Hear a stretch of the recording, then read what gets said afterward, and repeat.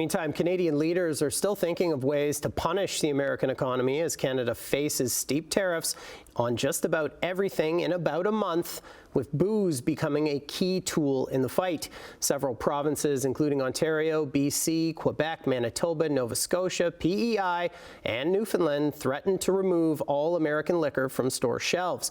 But in light of the 30-day tariff delay, the Ford government says it will now pause all its retaliatory plans, including the U.S. booze ban. All right, for more on this, I'm joined by David Soberman, a marketing professor with the Rotman School of Management at the University of Toronto. David, why is alcohol an important tool for provincial governments in this potential trade war?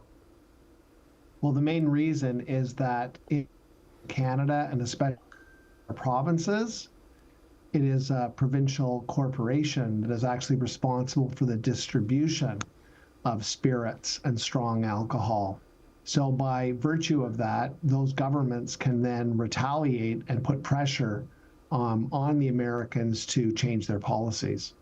And the provinces spend billions of dollars on American booze every year. That's correct, eh, sir? Indeed. Obviously, this spans across many categories, most notably whiskey. And on top of that, also, many wines are brought in from various regions in the United States, and they're quite popular in Canada. Now, since Saturday, Trudeau and many other Canadian leaders have been suggesting a buy Canadian approach for work consumers in our country. Even with this tariff pause, do you think more Canadians will be shifting their buying habits towards Canadian-made products? I think so. I think the genie's out of the bottle, and I think a lot of Canadians are pretty upset about this. I mean, we've been sort of yanked around like a yo-yo, and I don't think people are too happy about that. And so now, when people have the choice, they may in fact opt for the Canadian version or the Canadian option within a category. Looking for a silver lining in this, do you think this could potentially be a good thing for Canadian alcohol producers who may find more customers when this is all said and done?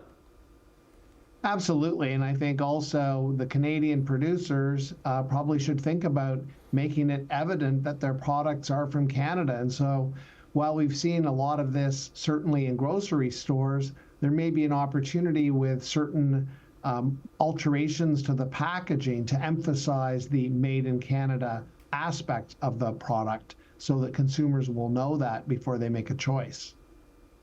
If the tariffs do come into place in a month, how would a ban on U.S. alcohol impact the Canadian consumer and the market?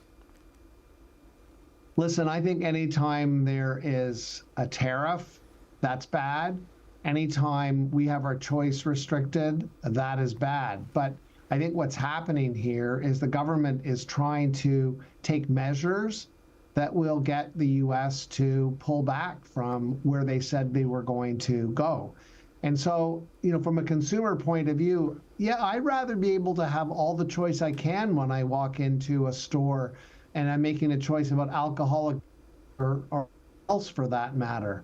But we have to look at this as a process by which Canada asserts itself and makes it clear that we're not going to sort of be pushed around, even though we're being pushed around by somebody that's a lot stronger than we are.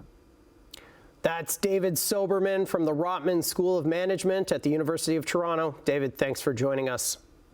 Thank you. It was my pleasure.